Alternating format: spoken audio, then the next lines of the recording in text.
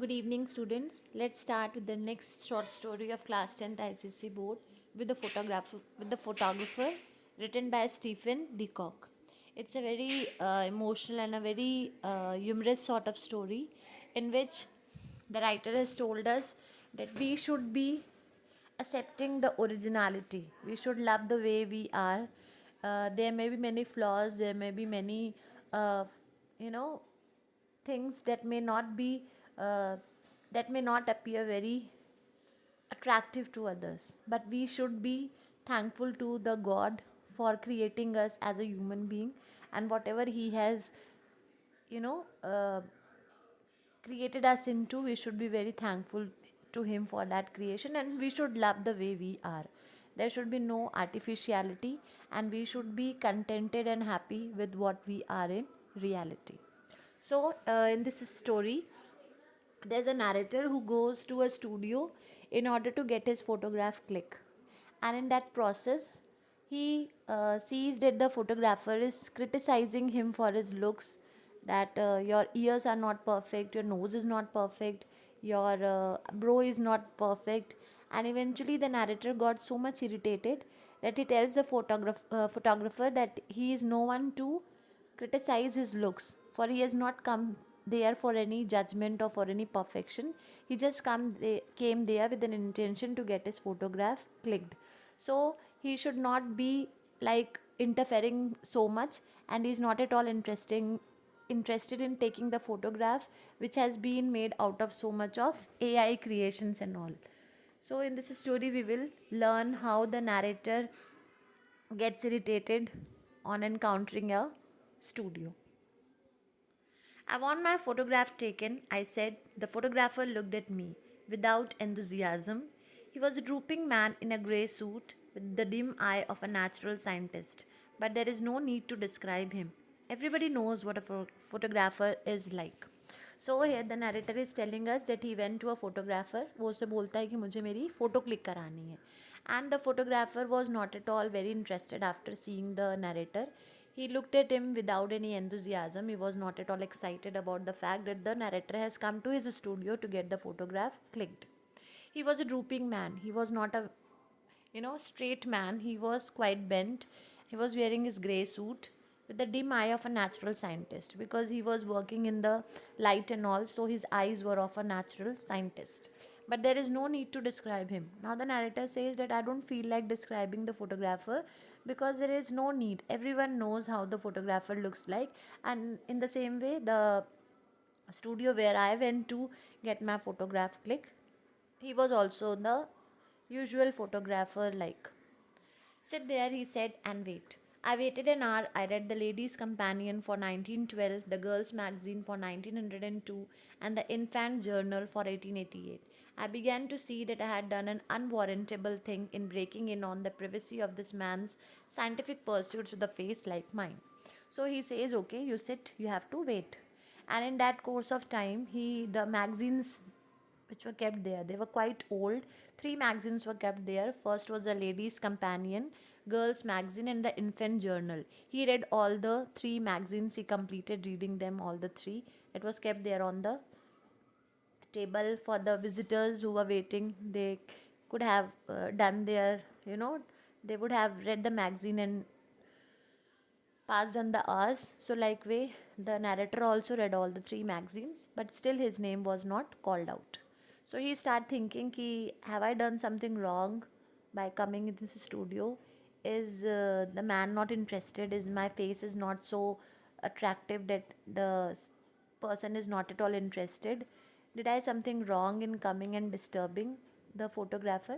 So all these thoughts just kept wandering on in his mind. Come in, he said severely. I went into the studio. Sit down, said the photographer. I sat down in a beam of sunlight filtered through a sheet of factory cotton hung against a frosted skylight.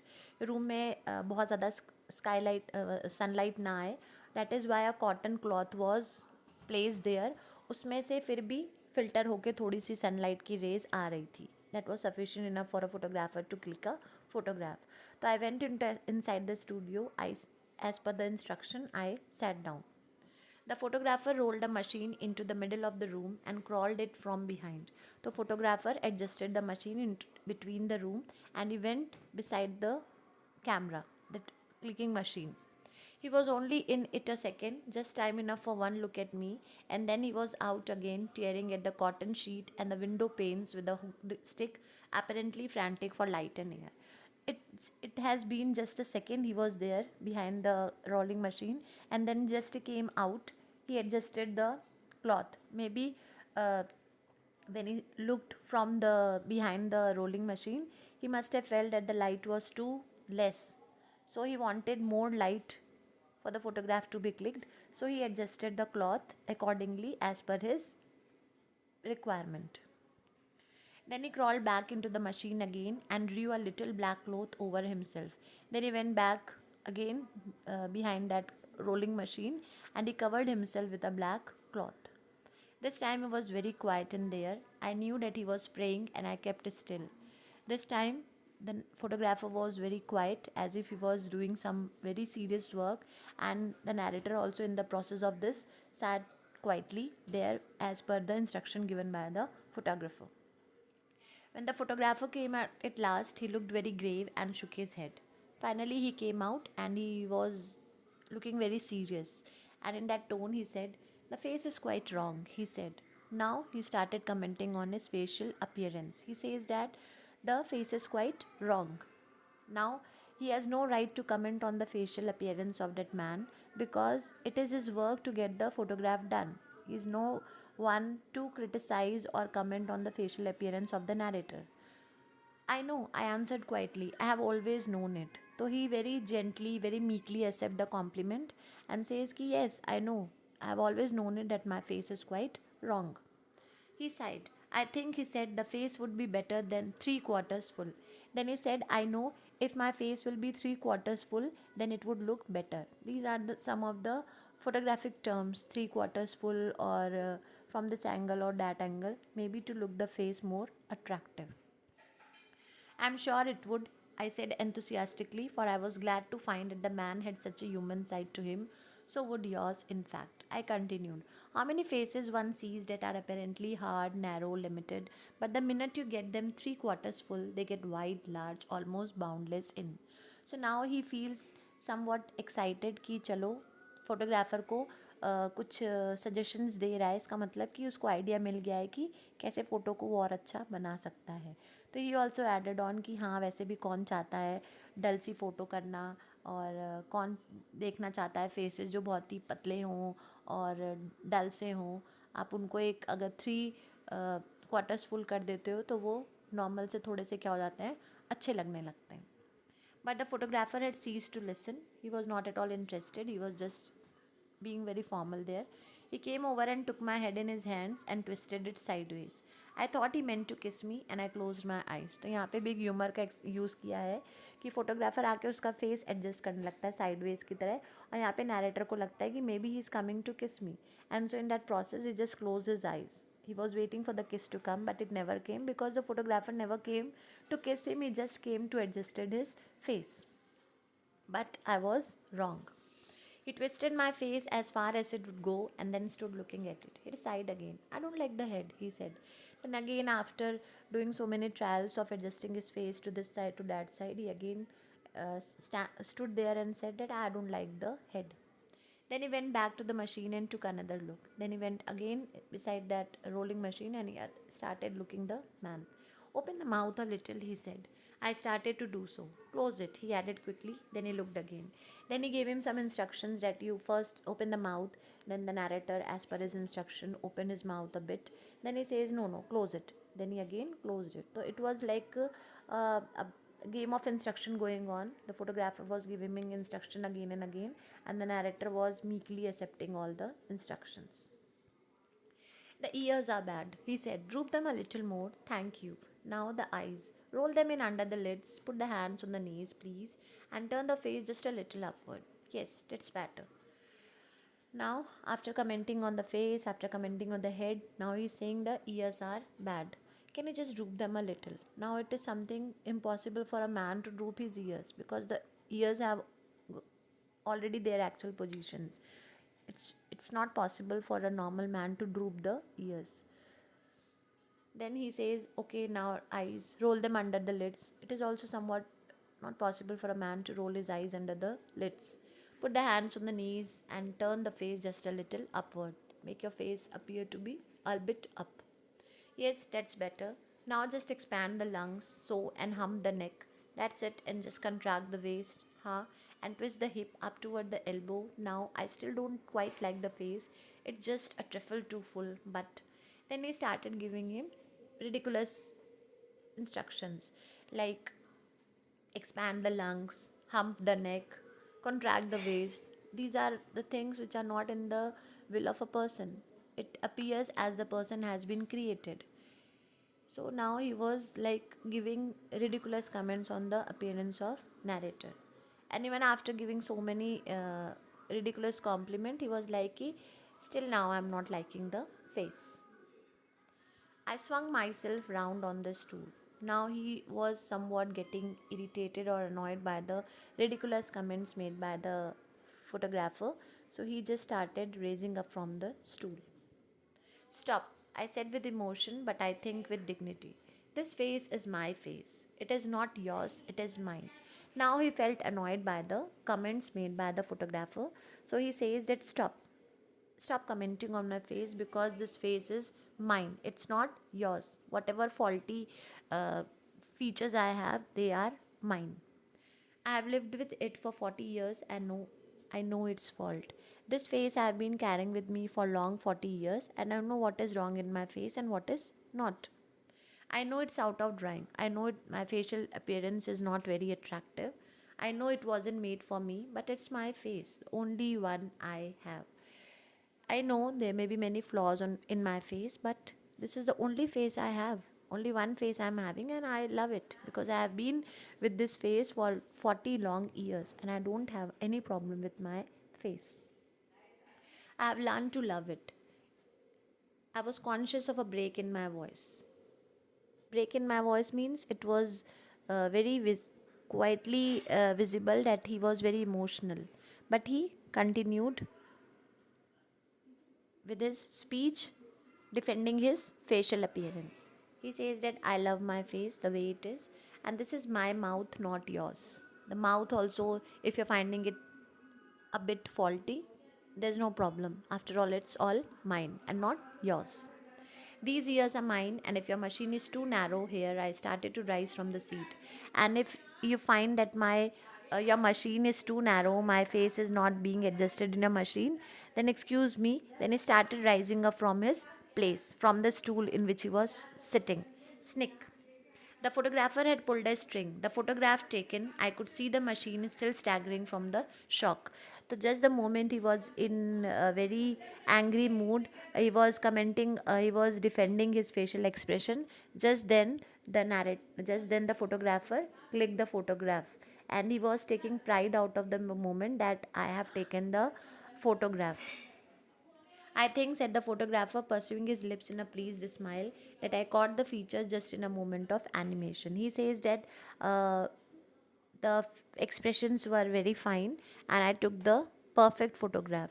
And he took all the credit of taking the photograph by himself. Although the narrator was very annoyed by the comments, and he was defending himself with this long speech of his, telling him that the face was his and not the photographer's. So I said bittingly, features, you didn't think I could animate them, I suppose, but let me see the picture. So he says he feels very bad. He says ki, what do you mean to say? Can't I edit my photos and all? I just want to see the photograph. Oh, there's nothing to see yet, he said. I have to develop the negative first. Come back on Saturday and I'll let you see a proof of it. He says right now that I can't show you anything. You just come on Saturday. I'll develop the negative. I'll show you the proof of what has been clicked through my machine. On Saturday, I went back. The photographer beckoned me in. I thought he seemed quieter and graver than before.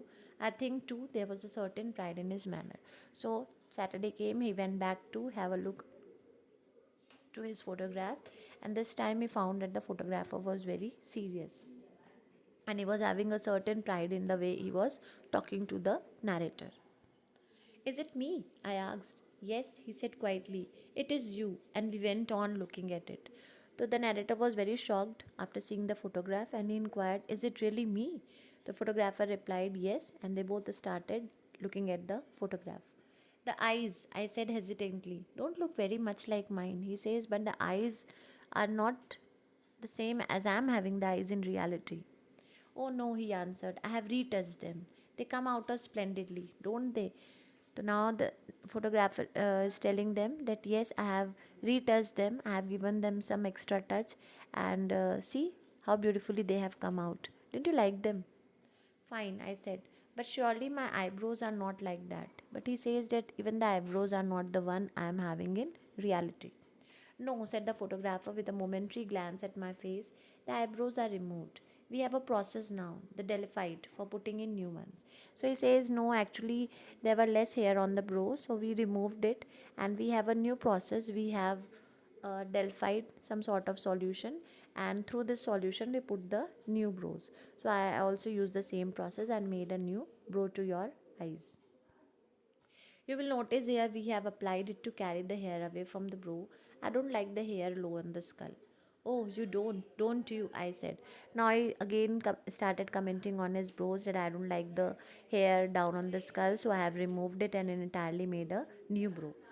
Now, no, he went on. I don't care for it. I like to get the hair clear back to the superficies and making out a new brow line. What about the mouth? I said with a bitterness that was lost on the photographer. Is that mine? It suggested a little, he said. Yours is too low. I found I couldn't use it. Then after the brow, he says that what about the mouth? Even the mouth is not mine. So he says, yes, I have adjusted the mouth also because I didn't like the mouth. It was not, I could not use the mouth to have a perfect photograph. So I corrected the mouth also. The ears, though, I said, strike me as good likeness. They are just like mine. Then he says कि सब कुछ तो change हो गया है जो years है वो आप ही के जैसे हैं क्योंकि वो थोड़े से मुझे सही लग रहे थे. Is it me? Yes, said the photographer thoughtfully. That's so. But I can fix that all right in the print. We have a process now, the sulfide, for removing the ears entirely. I'll see if. Now he got so much irritated. He said कि is it really mine? Is it really mine? तो कहता है कि okay okay don't worry अगर आप चाहते हो तो your eyes will also be removed I have a process we have a sulphide for the brows he had delphite. Now for removing the ears he has sulfide and if you want I can entirely remove your ears and will fix a new one. Listen, I interrupted, drawing myself up and animating my features to their full extent and speaking with a withering scorn that should have blasted the man on the spot. Now, the narrator was fully irritated by the comments and by the way the photograph has been taken, by being, doing extra retouch and reapplying of sulfide and delphide. He was irritated and he says, listen, I came here for a photograph, a picture, something which would have looked like me. I wanted something that would depict my face as heaven gave it to me, humble though the gift may have been. Now he says ki I came here to have a photograph of mine so that I can have my own face because I'm happy with the face which God has given to me because I'm a God's creation and I wanted the same face in the photograph also. I wanted something that my friends might keep after my death to reconcile them to my loss. I wanted a photograph so that I would have given it to my friends so that after my death they would have been, would have mourned for my death. But the picture I'm seeing right now is exactly just opposite the way I look in reality. It is not the same as the way I look in reality. It seems that I was mistaken. What I wanted is no longer done. I'm not happy with the work. What I wanted is not at all done. Go on then with your brutal work. Take your negative and whatever it is you call it, dip it in sulfide, bromide, oxide, cowhide, anything you like. Remove the eyes, correct the mouth, adjust the face, restore the lips, reanimate the necktie, and reconstruct the waistcoat. Now he says he got so much angry that he says on that you take the negative. I don't need them. You do as much retouch, as much glow up. You remove the eyes, you remove the ears, you do whatever you feel like.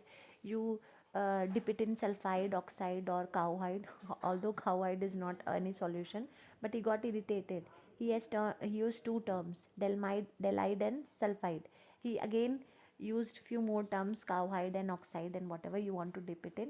You get the picture correct and you do whatever corrections you want to do, but I don't want this photograph. I will not take this photograph. Coat it with inch of gloss, shade it, emboss it, gild it till even you acknowledge that it is finished. Then when you have done all that, keep it for yourself and your friends. They may value it. To me, it is but a worthless bauble. Now he says that whatever corrections you want to do in the photograph, you can do, and you keep that photograph with you. If you want, you keep it with you. If you want, you can give it to your friends. Your friends may like it, your friends may value it, but for me it is just a waste of thing. I don't want it, because the photograph which I wanted is not at all done in the photograph which I am having, yeah, which I am seeing currently. I broke out in tears and left, and he was very annoyed. He broke out in tears and left the studio. So this is how the story ends. The narrator has gone with the hope of getting a good photograph of his to be done by the photographer, but somehow with this artificiality, the photograph was completely different from the real face of the narrator. And in this process, he got very irritated, and he tell the photographer that I am happy and satisfied with the face I have got from God, and I know it is very faulty. It may be having so many faults, but still I love my face and I'm proud of it. And so he got irritated. He left the photograph there and there only, and he says that whatever you want to do with the photograph, so many whatever corrections you want to do with the photographs, you can go on, and you keep the photograph with yourself. I don't want the photograph. So, this is a short story written by Stephen Leacock, in which he has very precisely instructed the readers or given a message to the readers that we should be happy the way we are. Because, after all, uh, we all are God's creation, and whatever He has created, we should be thankful to Him that He has given a chance to be human being, and we should not criticize the way we look, or we should not allow others also to criticize us. So I hope the story is clear to everyone. In the next videos, I will be discussing the plot and the other important MCQs of this chapter.